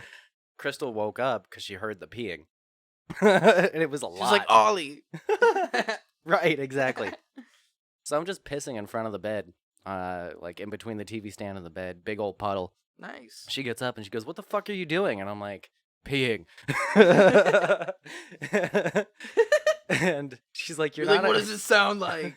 She's like, "You're not at the toilet," and she's like getting mad at me at this point, but I'm blackout drunk, so I don't give a fuck what she's talking about. So, but I register what she says, and I turn and I walk to the toilet, but I'm already done peeing, and I stand in front of the toilet holding my dick with nothing coming out. Crystal says for like a good 2 minutes, just wobbling at the toilet with my dick out. And then I go lay down and make her clean up my piss. Yeah. I'm a trash person when I get past like 5, 6 tall boys. Like, I'm the worst. And I apologize to my wife. I already have, but I'm doing it again now. Yeah, so mental health and alcohol don't go well together. Actually, the last night that I quit smoking weed, actually, I was drinking that night, and that was probably what led me into smoking that night too. Yeah. I was drinking that night, and neighbor came home and made a wrong decision, and my wife like kind of yelled at me that night and was like, okay, not kinda, she definitely yelled at me that night. But because I was complaining about the job that I had, and you know, told her I was like, "Oh, I'm gonna quit smoking," and like had quit for like a week, and then you know, fucked up that night, and she was like, "You don't give a fuck about me. You don't give a fuck about you know our child. Like you don't care about bettering your life. Like if you're gonna go and do this, you know." And that was a wake up call for me to be like, you know what, you're right. Like if I'm gonna say that I'm gonna do something, then I need to fucking do it. Yeah. Like if I'm gonna quit smoking, or if I'm gonna say that I'm gonna quit smoking, then I need to. Every single time that I've like had these thoughts about smoking or anything like that, like that's the night that comes back up into my head, and like what she told me that night, like it sticks in my head because first I felt like disappointed in myself, and then also like I knew that my wife felt disappointed in me too. Yeah. That I mean, going back to what I said before, that you're supposed to be like this strong person that like supports your family and that takes care of your family, and I didn't feel like I was doing that. Right. And so I had to make these decisions and it, like force myself to do better, not only for myself, first and foremost for myself, because you can't help others if you can't help yourself. Right. So if I couldn't better myself, I couldn't better, you know, my family and make my family better. So like I had to make these decisions, and it wasn't, you know, necessarily easy, but I had a bunch of support, you know, like from family and friends, like I said before. So that made it easier. But yeah, that night, you know, I had drank like half a bottle of this mint liqueur and shit. So I was pretty drunk. Yeah. And didn't think that she would be that mad at me, and then it definitely changed a lot, and she was definitely pissed at me. So Yeah, that night you decided you weren't going to smoke again, and that night for me, I decided I would never pee on the floor again. And Yeah. it's changed our lives. Yeah. Yeah. Did I ever tell you that one time my half brother peed in my room? Yes, you did. Oh Yeah. my God. Yeah. I was your wife in that situation. Like, I woke up and was like, what the fuck are you doing, dude? And he's just sitting there pissing on my floor. Yeah. I don't remember if, like, they had, like, the child lock, like, thing. Like, one of the child locks that goes over the doorknob where you Yeah. have to, like, squeeze it to, like, be able to actually turn the doorknob. I think that was on the bathroom, so he couldn't get in and, like, fuck with I anything. hate those fucking things. And, yeah, me too. And he couldn't get it to go to the bathroom, so he just came into my room, and I guess he couldn't wake me up either, so he just started pissing on my floor. What the fuck? Noise. Mm. All right, with that, I think we're going to take another quick break. Yeah, sounds good to me. Meow. Okay, so welcome back from the break. Again, before we get off the subject, the National Substance Abuse and Mental Health Services Administration's helpline is 1-800-662-HELP. That's 1-800-662-4357. They are free, confidential, 24 hours a day, 365 days a year, in English and in Spanish, for individuals and family members facing mental and or substance use disorders. So if you guys are dealing with that or know anybody and maybe need some help, again, 1-800-662-4357. And just real quick, because this is important to me. And I mean, I know you too. I don't mean that in any way. I just mean, as far as like, if you guys want to see the numbers on this, it really is a crisis affecting. I mean, everybody I know knows somebody that's going through this. Mm-hmm. So, if you want to see the numbers on this and you want to find places that you can help or you know, just take part in any way that you can, there's a bunch of resources online. searchandrescueusa.org is a good place to start out. They've got the facts on the opioid crisis, and they've got a bunch of tools and resources there that you can go to.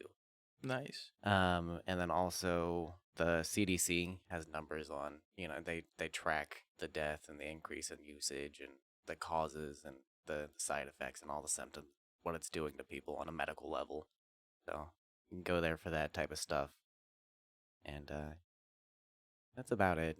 Maybe also the National Institute of Drug Abuse. A good resource too. Oh yeah. Yep. Anyway, back to the fun. All right. You know, sometimes we gotta get a little deep on the podcast, you know. But when we were taking our break, we were talking about tattoos and stuff, and I have Honor Family Thrash tattooed on my chest, right where my heart is, because that was a group that we had started back in the day, and our motto was Honor Family Thrash. And it means basically exactly what it is, you know, honor yourself and your actions. We were a group that came together to form a family, and we supported each other, and we're there for each other, and we thrashed. We fucking skated, and that was a huge part of our group. Yeah. And that's kind of how we all met. That's how me and Wes met, was at the skate park. And but I have skate or die tattooed on my left forearm. Pretty prominently. On the inside. Yeah. So I was I was at work the other day, right? And we have these like gates that you have to like close them within like 45 seconds or else the alarm starts going off. Yeah. And oh shit. So when you said going, the middle, like the O dropped like a whole octave because of the burp. yeah. It was kind of dope. So I had to let this like the dumpster guy in and out because he was coming to pick up like one of them big like industrial dumpsters Okay. that looks like a train like thing. Yeah, one of the ones that they drop off at a construction site. Like it's a big red fucking. Yeah. Yeah. Yeah. So he was picking it up and the alarm went off because I held the gate open too long. It's like Yeah. 45 seconds. So the security guard came out He was like, you gotta fucking close this thing. He was like real stern with me, whatever.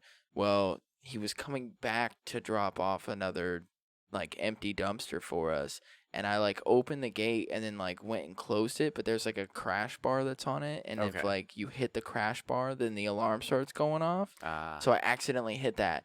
So I went up to the front desk and got this like lady security guard, and like we like walked down, and by the time that we get back, like the other security guard, the first one, was like there and was like standing there.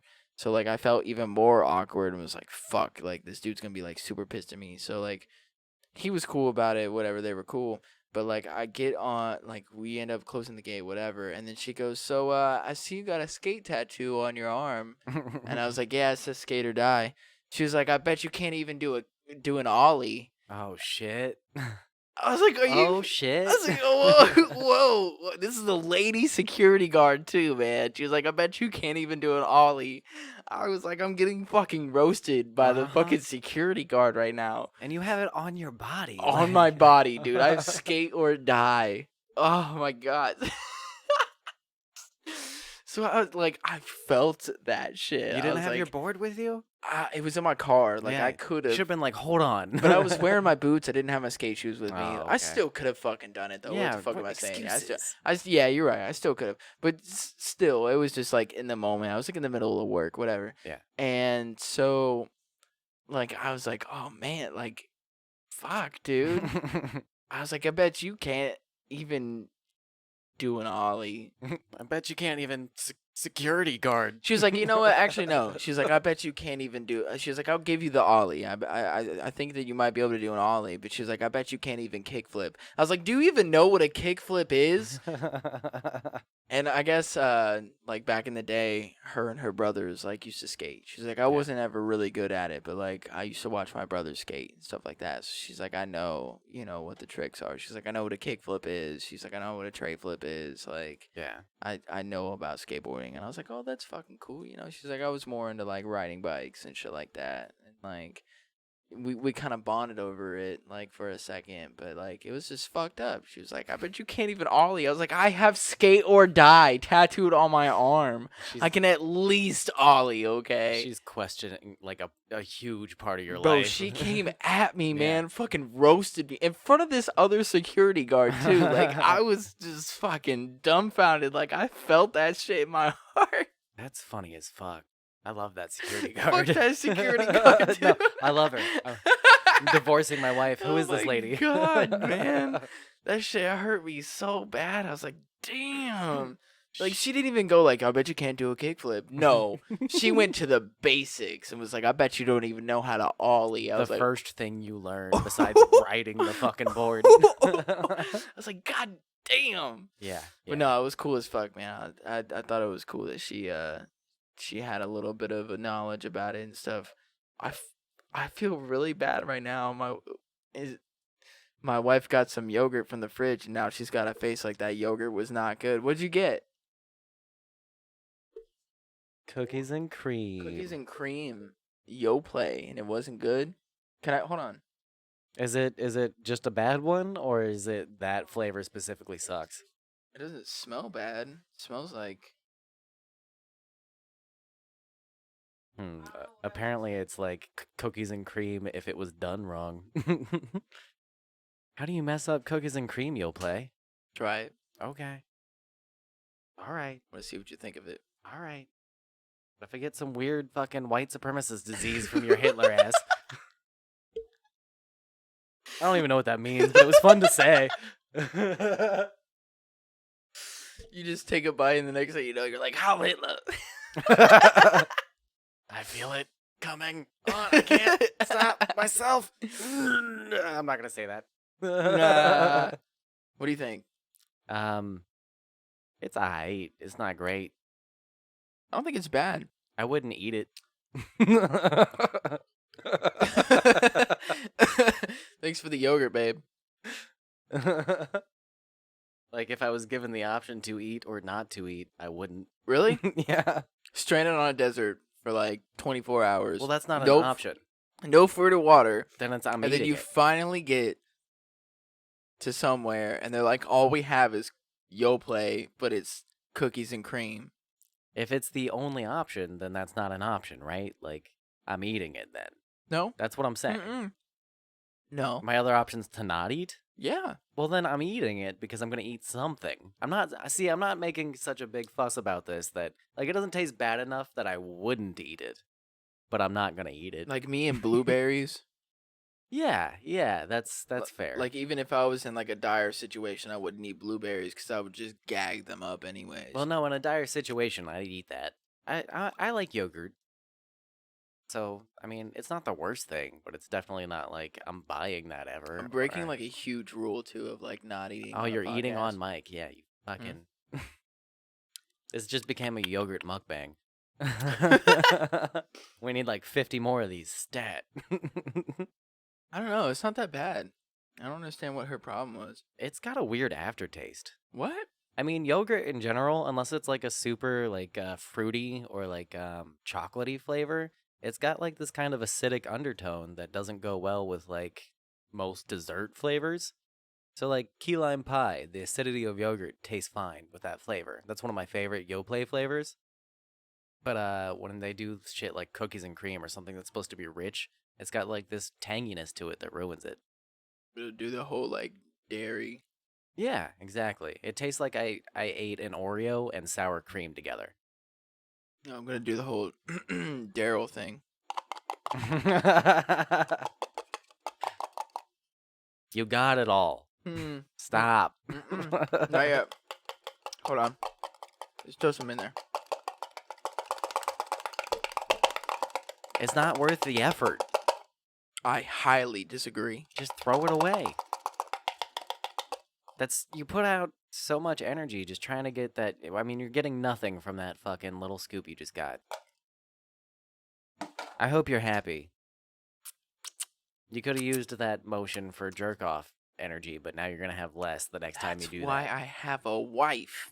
I don't have to jerk off anymore. You don't have to, but it's still fun too. Oh, but yeah, don't get me wrong. Jerking off is always still going to be fun. That's why your 2-year-old son does That's it. not why he does it. I explained this. It's because your dick is hand length away from your shoulders, and they just naturally fall there. It's because he knows what masturbation is. No, clearly not. And you're a dick. I like how you're defending your son, too. Like, He's not doing it because he's a perv. he's 2, of course he's not a perv. No, fuck you. Calling my son a pervert. I never called him a perv. This Yeah, was your look. words, okay? I'm gonna check the National Predator database, and it's gonna say that you registered my son on there as a sex offender. Because we lived near a school, and he was playing with his butthole in a strawberry. They just slobbered a little bit. Oh, now you're the perv. Well, I'm of age, okay? I'm allowed to slobber a little bit if I want to. You sound slobbery. You got a little like slobber. Oh, God. Sip. I just got beer in my eye from doing that. So the beer telling me I'm an asshole. Oh, I did want to get something out of the way. Okay. Hi, Jesus. Oh, god damn it, dude. Yeah. I don't know if he's been listening to any of the other episodes or anything. I see. I haven't had a chance to ask him if he's kept listening after we've roasted him multiple times now, but He was like, fuck that shit. Fuck those guys. yeah, I don't know. We'll see. Ask him at work tomorrow. Ah, man, I gotta go to work tomorrow. I forgot. What time do you have to go to work? I gotta be there by 4, but I got a bunch of shit I gotta do before Oh, I have to be at work at fucking 6 o'clock in the morning. Oh, well, that's brutal. And it's 11:54. I mean, so, we usually record later. and it takes me 30 minutes to get there, so I gotta be up in like 5 hours. Ooh, yeah, that's pushing it. Yeah. All right. Well, I'll save my last thing for next No, time. no, go ahead. It's a whole long thing. We don't have time for it. Are you sure? Yeah, I can explain what it is, and then we can cover it next time. Okay. But, okay, so there was a Democratic Socialist convention, and these people are like the leftiest of all lefties. I think I've seen this. Did you? Okay, so where it's like they're having this convention and they're different speakers and they all like taking turns where they keep saying personal point of privilege or point of personal privilege. They'll just interrupt whatever's going on and they'll get the mic and go, point of personal privilege. Can everybody please keep the chatter to a minimum? Some people in here, like, they just go off on like, Oh, we've talked about this before. oh, have we? I think so. Okay, maybe we have, but I wanted to. Okay, so this clip is hilarious. If people want to find it, you just type in Democratic Socialist Convention SJWs, and there's a bunch of articles written up about it. But like 10 different people, multiple times, just keep hopping in with like these nothing complaints about like one guy says guys when he addresses the room, so he's like, all right guys, everybody just calm down or something along those lines, and the next person interrupts him and goes, point of personal privilege, please don't use gender pronouns when addressing the room. We've talked about this. We did? I think so. Okay, I forgot that we talked about this already. Or we've like briefly talked about it where like, yeah, it was the gender thing, and then there was like, there's too much chatter, and I have like a sensory overload sort of thing, but Yeah. you're in like a giant room with like a shit ton of people. Like, He's telling people to stop like scribbling their pens and to keep the chatter to a minimum because he's like having a panic attack. And it's like, maybe don't do that job then. Like, I'm not gonna go do that job because I have panic attacks. I know I can't be in that fucking room. I wonder if I can find. I wonder if this is it. Let me see. The Hold on. clip is amazing. But the reason I brought it up was because Oh, maybe that's this- an ad. oh. Hold on. All right, so the Legion of Skanks played the clip on their most recent episode. Oh, I've totally forgot about them. Let me Yeah. Go back and. I know. I've still been listening to them, and there's been some really controversial shit that's happened since you stopped listening to them. Like they're Hold on. definitely making shit. Okay. All right. 3, 2. Oh. No. Stop. 3, 2, 1. A socialism convention this weekend didn't go exactly as planned.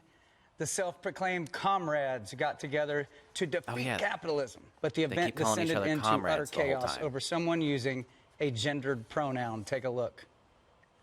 Quick point of privilege. Quick point of personal privilege. Yes. Guys, first of all, James Jackson, Sacramento, he, him.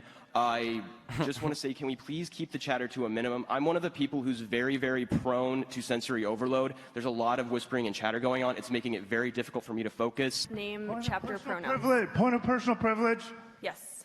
Please do not use gendered language to address everyone.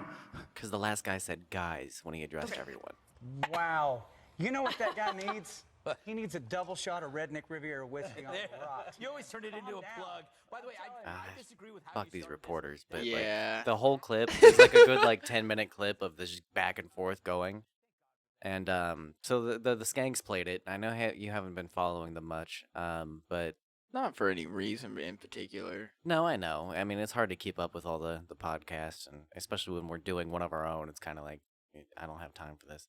Yeah. Yeah, but so they played it and they talked about it, and they obviously ripped everybody in the video a new one and made this whole big point about how it's a bunch of fucking soft liberal pussies. And I mean, I'm not trying to somewhat kind of agree here. Like, I don't know. Like when I go like, hey, you guys, we need to, and you're like, point of personal privilege, like, dude, shut up. Hey, Sit the fuck point down. of personal privilege, please don't say dude because it offends me. I don't identify as that gender stereotype or Dude. conformity.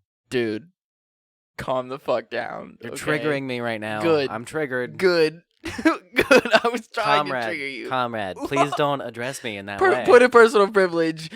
Please do not refer to me as a comrade, okay? That makes me feel like we are part of the Third Reich, okay? And I don't like that. All right, I'm not about it. Point of okay? personal privilege. The mere idea of the Holocaust being mentioned in this room right now is just so offensive that I can't believe you would think to do that. Also, please address me as Zim or Zur. Zim or Zer? Yes, please. He said. He said. Just depends on how I'm feeling. Sometimes I'm Zim, sometimes I'm Zer. He said he him. I know. Because, well, everybody in this video, if the clip continues, and everybody who does the point of personal privilege thing starts off, or at least when they first talk, they address who they are. They're like such and such I from. need the actual video. I've got like a Fox News like cover of it, but I need like the actual. There's too many articles written about it because I mean, when it happened, it was like everybody pointed and laughed. Which I mean, obviously we're gonna do a little bit too. But I was curious to see if there was like some sort of positive spin we could put on this, where it's like maybe they're trying to push the world in the right direction, but they've gone obviously way too far. But because like this is clearly laughable. I do want to make jokes about this. I'm not saying that it's not laughable. I'm just saying that like it's not the worst thing they could be trying to do. I mean, this is true. Well, I don't know. It is kind of mind control though, and I never enjoy mind Because control. you're just trying to you're making it so difficult for me to even talk. Yeah. Like, why do I have to? I mean, we've talked about this before of putting too much power into words, you know, and taking too much from what people say. Like, if you can't fucking handle it, then get the fuck out of the room, you know, at that point. Yeah. Where everybody's going to have their own ideas and their own opinions on things. Like, I don't like the word bitch. If you call me a bitch, that's fighting words. Yeah. Now, if you call me a cunt, I know that you're just upset. And you're mad at me, whatever. Yeah. I'm not going to want to fight you over you calling me a cunt. I know. When you say that you don't like being called bitch, it's so tempting to call you a bitch right now. I mean, see, like, me and you could do it. Like, that's cool, whatever, Yeah, because, like, you know, we have that relationship or whatever. Yeah, but I just had to fight it while you were talking. But I if just wanted you to let you know. it's okay. But if we get into, like, a heated situation, which I don't think me and you have ever been in a heated situation. But if I ever get into a heated situation with somebody and they're like, you're a bitch, I'm like, okay, well, you're trying to throw hands. Yeah. Like, basically, like, I'll show you that I'm not a bitch. Like, that's just how I was raised. That's just my opinion. But, like, I've talked to plenty of other people and they're like, oh, well, I don't mind being called a bitch. And I was like, okay, well, what about cunt? And they're like, oh, no. Like, you call me a cunt, like, we're going to fight over that. I'm like, that's how I feel about bitch. Yeah. But how you feel about bitch is how I feel about cunt. And it's just a different combination of letters. Everybody has their different opinions and their different feelings and perspectives on things. Yeah. So, like, you can't force somebody to not speak a certain way that they like to speak, you know? Even my manager was like, why do you curse so much? Yeah. I was like, I don't know, man. That's just how I fucking talk. Yeah. And he was like, all right, whatever. But you can't. My thing with this is like I see what they're trying to do, and I see how they could think it's a good thing, but it's also like ultimately the road to hell is paved with good intentions, and they're getting nothing done for one. So like if they just go back and forth the whole convention yelling at each other because they said the wrong thing, they're not passing legislation. Like, this is democratic socialists. They're supposed to be part of the government, and if that's how that shit's gonna work, our government's gonna shut the fuck down if we let these people run it, because they'll just bicker at each other the whole time. Yeah. And the other thing that bothers me a whole lot about this is that it's the same people who have been furious for decades about, like, labeling people and putting them into boxes, just creating more and more labels and putting people into more and more boxes, and then stacking these boxes on, like, the fucking stairs and putting some above others. It's separating and dividing people even more and causing more tension. See, that's where I feel about it, too. Hold on, I got another video. Okay. Hold on. All right. 3, 2, 1. Quick point of privilege. Quick point of personal privilege. Yes. I think this might be guys, first of all, James Jackson, Sacramento, he, him. He, him. Just want to say, can we please keep the chatter to a wild. minimum? I'm one of the people who's very, very prone to sensory overload. There's a lot of whispering and chatter going on. It's making it very difficult for me to focus. Please, can we just, I know we're all fresh and ready to go, but can we please just keep the chatter to a minimum? It's affecting my ability to focus. Thank you. Thank you, comrade.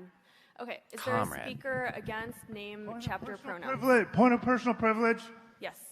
Please do not use gendered language to address everyone. He's so fucking worked up. Okay. Quick point of privilege once again. Quick point of privilege once again. Hi, James Jackson, Sacramento DSA, he, him. I have already asked people to be mindful of the chatter of their comrades who are sensitive to sensory overload, and that goes double for the heckling and the hissing. It is also triggering to my anxiety. Like, the be comradely doesn't So just the isn't people just for, waving their like, you know, let's hands? keep things civil or whatever. They're It's doing so that that instead of people clapping. aren't going to get triggered. And Because so clapping that is it doesn't triggering. affect their performance as a delegate, okay? Your need to express yourself is important, but your need to express yourself should not trump or over, like... I see that no one's clapping for me. It could be because I'm not engaging, but it also is because everyone's doing this. And that's really important because those loud bursts of noise, even though this is a noisy space, when we can do something like reducing that, that's really important. So please don't clap, shoot up these. We have a lot of disabled comrades. He said, and, "Shoot up, I'm triggered." A lot of those are invisible disabilities. You don't know who it is that is having a more difficult time navigating this space, and this space was not created with all of their needs in mind. So it's up to us to modify that space to make sure that everybody is able to move in the ways that they need to move. And additionally, with the noise issue, like avoid hissing, avoid waving banners, right? Because there's all sorts of things. If you don't know what to do, show up these, right? I'm What sure does there's waving lots of ways banners that we gotta can do with communicate anything? to each Yeah. other without needing to rely on something that's going to hurt somebody else. We have quiet rooms This that guy are available. sucks. There's a range of options of these, right? Please don't go into that space with anything that's like an aggressive scent, for instance, right? Because we don't want to put people in stressful situations that they don't consent to, right? And Is he there wearing an are ascot?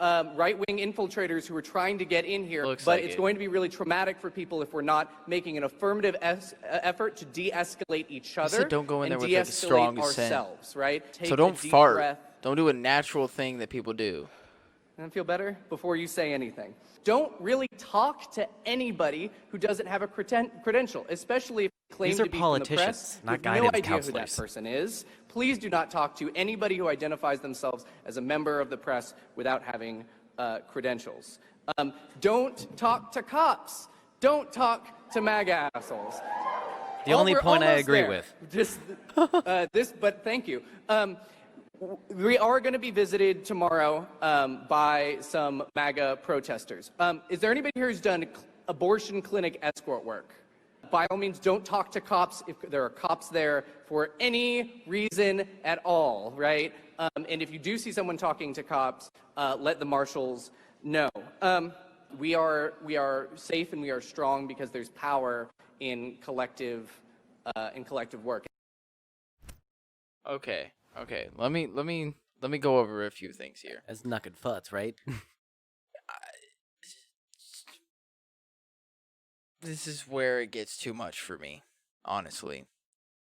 It's too much. Mm-hmm. And they're like, "Oh, we have Absolutely quiet too far. rooms and, like don't talk to anybody without their consent," sort of shit. It's like, "Oh, so I can't go up to anybody and say hello because then they're going to fucking try and sue me for like trying to talk to them." And they're like, "Oh, you caused me harm by making me go into this sensory overload and all this other shit." Like, or I can't walk into a room because I have cologne on. And I'm going to sensory overload these people. Like, I guess if you put a giant sign on the outside that's like, sensory overload people are in here, then cool. But like, even when he was saying shit and people started like screaming and he was like, "Oh, you guys were almost there. You didn't put your hands up and wave." Like, dude, the fuck is going on here? Have you ever met anybody that doesn't like clapping? I can't say that I have had anybody that was specifically like, "Please don't clap around me." A fear of clapping. Can't say that I have. My wife is over there about to clap her hands just to fuck with us. Like, What about you, babe? Shake your head, yes or no. You ever met anybody that doesn't like clapping, or that like it would send them into like a panic attack if you clapped in front of them? She's Yeah, shaking her head yeah. no. So, absolutely not. all right. I mean, I'm sure there's at least one person in the world that has some weird, like, triggering thing where if they hear something loud that sounds like clapping, or even just clapping, that it sends them off into a fit. And obviously, I don't want to make fun of that person, but just as far as like trying to change the world around such a minority of people affecting like the vast majority of people when you're trying to like create this padded room of reality that they're trying to create by doing this shit. It's like you're actually inconveniencing more people than you're helping in a huge way. It's like the dude with the sensory overload where he's like all the chatter and shit like that. Like, I don't know how many other people that were in that room that might have the same thing as you, but what if you're that one person out of the 150 plus people that are in that room that has that issue? We don't have to accommodate to you Yeah. because you're that one person that has that issue. Yeah, you might have to live a different life because of that, but I'm not going to not voice my opinion or not talk to the person next to me because it's going to affect you. Like, I don't give a shit, honestly. And this might be me being too much of an asshole here. No. When you have a mental health problem, when there's something that you need to deal with in your life, you work on fixing it yourself, or at least work on dealing with it in a way that's healthy. We already covered this. You don't expect the world to change around you. Like, if I went around expecting, like, everything to be fine. Dave Chappelle not to make, you know, drug jokes. Yeah, exactly. If I wanted a world where Chappelle couldn't tell that joke because I had an experience in my life that it offends me in some way, that's crazy. Yeah. Like, that's not how you should handle your personal problems. You don't take it out on the rest of society. You learn and do some growing yourself. Like, I like I said, I get where like these people are coming from because they just want the world to be a better place. For But- them, specifically. Yeah. For their own personal needs. They want the whole world to change for their own personal needs. Yeah. And they do agree that everybody else, but like what about when it gets to a point where like your personal needs affect somebody else's, where I have a sensory overload if the room is too quiet? Yeah. What if I can't exactly, deal with exactly. fucking no noise and I need there to be noise? So then what? I've What met if I people like like that. clapping? What if I have a sensory overload if you don't clap when I fucking talk? Yeah. Or when I, have a big point, I think people should clap and then you don't clap and you go like this with your fucking hands above your head doing like the jazz hand shit, and then I go into a fucking panic attack. Like, then what? Are you going to accommodate me? But then that affects you. So like, you see what I'm saying? Like, there's too much. There's just too much. You can't fix the world so that it accommodates to every single person's problems. No. Yeah. Whew. Anyway, that part on the end where he said abortion clinic escorts. Did you catch that? Yeah, I did. The skanks went off. Like, what the fuck is an abortion clinic escort? Like they took it as like an abortion clinic prostitute. Oh, see, I know what it is. Yeah, People no, I that know what would- it is too. People that would escort people into abortion clinics, Yeah. like through the protesting groups and stuff like that, that would Yeah. help them get into abortion clinics safely. But you know them. I need to go back and listen to it because I need to hear some of the jokes that they came up with. They rip on him pretty hard, and they play this whole other video of like this YouTube chick going off about similar stuff, and it was how you can't use the term guys in conversation anymore because it's gendered, and if you walked into a group of all men and you said, "Hey gals, how you doing?" they would flip out on you. Which she's not quite wrong on that point, but it's the same thing of expecting the world to change around your problems. Okay. I think we might have talked about this before, but I'm bringing it up again regardless. Talking about my wife being a server, but talking about like you're being a server and you walk up to a table that's like a family, and it's a wife and a husband and their 2 kids, right? So let's say you and your wife are out to eat, and your server comes up and goes, "Hey guys, what are you guys gonna have to drink tonight?" Are you gonna be offended by that? No, it's just a general term. No. You okay? I didn't even catch that you said guys when you said it to me. It just felt supernatural, and I was like, wait, what? Yeah. It felt like a magic trick when you Nope, did that just you're then. already you have already lost your tip. Yeah. Right there. So like, how do you address a table when you walk up to a table? Hello everybody. How are you doing tonight? What would you like to drink? Bam, and then immediately go to the woman. Always go to the woman first. Even when we go out to eat, like I always let my wife order first. Yeah. That's just common courtesy to, I'm really to my wife. socially awkward, and when they if they ever ask me first, I always just look at my wife like, you go. Like, because I'm always like, Or I will like hand motion and be Yeah. like, to my wife, or be like, go ahead, babe, you go first, like, sort of thing. Because there's been times where they've looked at me first, and I'll just be like, go ahead, you can go first. Always let my wife go first if we're ordering drinks or whatever. Like, always let her. That's my own personal, respect thing for her. But talking about like in the sense of your tip, and like this is how you make your money. Yeah. And the fact that you just walked up to the table and was like, "Good evening, you guys. What would you guys like to drink?" And then you've already lost your tip because you said guys. Yep. To a table. You did a no-no. Full of guys. Point of personal privilege. who are offended at the fact that you assumed their gender. Yeah. Off of saying guys. It's too much for me, man. I call my wife bro. Like. Yeah. Yeah. When I'm fucking around with my wife, I call her bro all the time. I'd be like, yo, dude. She's like, what the fuck did you just say to me?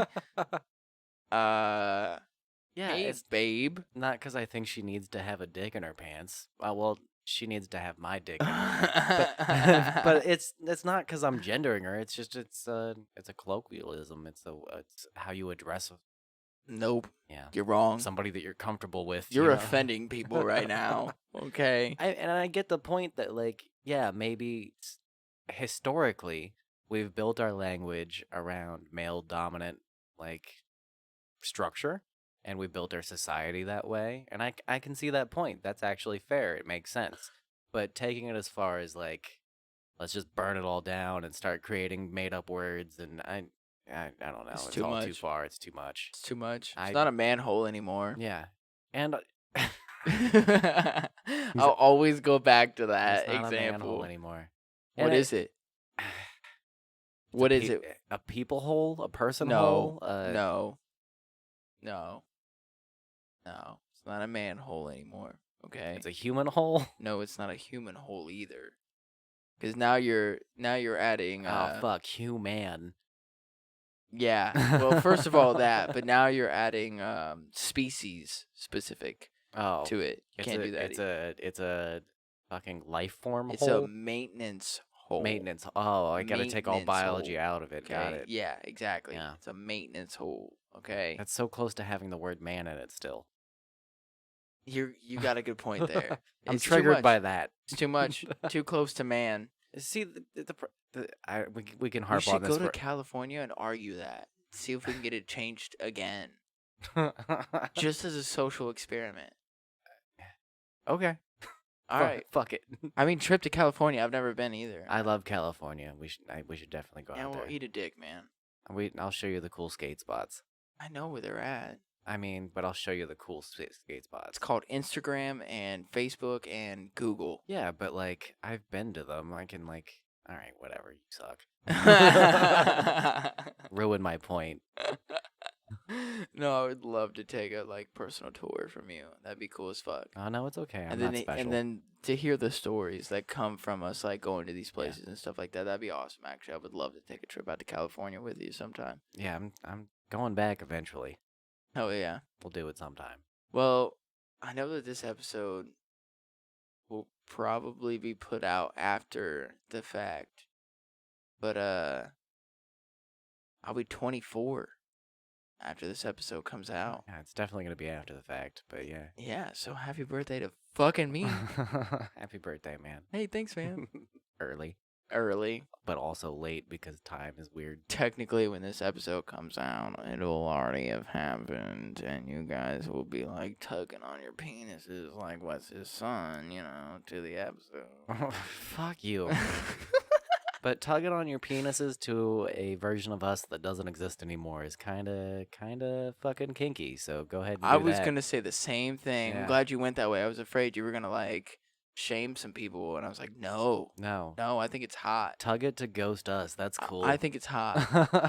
I'm gonna tug it to the thought of you guys tugging it to us. Yes. All right, I gotta go tug it.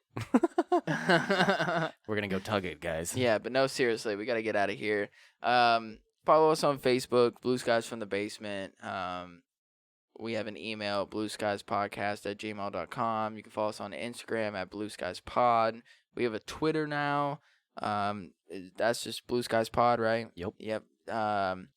We have a personal voicemail line. It is 614 You can do it. 600 Yeah. 2056. Yeah. So 614-600-2056. We haven't had anybody call in about their crazy gas station story. So if you have a crazy gas station story, please call in and tell us. Or if you have anything about any of the episodes that we've done that you've listened to and you have your own, personal view on it, but you don't want to send an email and you would rather call in and leave a voicemail, call the phone line 614-600-2056. We have multiple donation buttons. If you follow us on our home base Podbean, there's a donate button on there. We have it through PayPal, and then we also have a Venmo and a Cash App. I'm Sean Connery. And you can donate to my podcast at the SeanConneryCast.com. I wonder if he has a podcast. I bet you he does, bro. But no, fucking donate to the show or I'm going to hide garden gnomes around your house, which is from an early episode description. Did you hear the fucking last podcast on the left episode that they did on garden gnomes? Yes, I did. Creepy as fuck. Yeah, garden gnomes suck, guys. There's one that's on the way to the gas station, through the neighborhood that we walked through. Yeah, and I've seen it and it creeped me out. Terrified now. Yeah. I looked for more in their yard just to see how creepy they were. Yeah, so donate to the show or, creepy gnomes will infest your life. You don't want that, man. I'm telling you. Yeah, comment on Instagram. We're also on iTunes, rate and review. That really helps us with the algorithm and helping us get up there and getting more known. So more people can check us out. If you like the podcast, go on there and rate and review it. It really helps us out a lot. And also, seriously, just tell your friends about us. The number one way that's going to help us get more out there is you, our fans that are out there that are listening to us. You telling other people about us and making sure, grab your buddy by the collar, okay, and make them pull out their phone like you're a bully at high school, okay? Make them pull out their phone and look us up and subscribe to us and be like, listen to them, okay? like a fucking Blue Skies Mafia. Almost fight your friends, okay, over making sure that they listen to the podcast, all right? That's the sort of shit you got to do. We're not paying you to do this, and in fact, you're paying us. You can do it, though. But I believe in you. You are strong, okay? Just grab him by the collar, just shove him up against a locker and look him straight in the eyes and be like, this is one of the best fucking podcasts I've ever listened to in my entire life. And if you don't fucking pull your phone out and fucking subscribe right now, I'm going to make garden gnomes come after you. And they'll do it, okay? They will do it. Don't ask how. It'll just happen. It'll just happen. But, alright, you guys. Have a good rest of your day, night, morning, whatever the fuck you're listening to us. Carl, I love you, man. I'm sorry. You're the best. And, Jesus, you're the best. Wes, I love you, man. Love you too, man. Fucking proud of you. Thank you. You're the proud shit. Of you. Hey, thanks, man. You're the fucking shit. Love doing this shit with you. Is there anybody else out there? I mean, Cody. Cody. Micah. Oh, man. I don't think he listens to us, honestly. I don't think he does. No, he's a jackass. Yeah, but he's I love a piece Micah. of shit. I still love him, too. I think we're going to get him on, sometime in October. Okay. We're going to get him to come down. Hell yeah, I that'll think be fun. I talked to him and tried to get him to come on, so. Micah's going to have some wild shit for us, I'm sure. Micah is going to be a crazy episode, He's dude. a character. He's a straight-up character. But we love you guys. Thanks for listening. This is Blue Skies from the Basement. Later. I'm going to go tug it. Peace.